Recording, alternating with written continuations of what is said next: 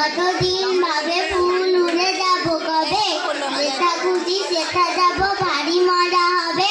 তাই ফুল একদিন মেলে দিল ডানা, প্রজাপতি হলো তারে কে করিবে মানা।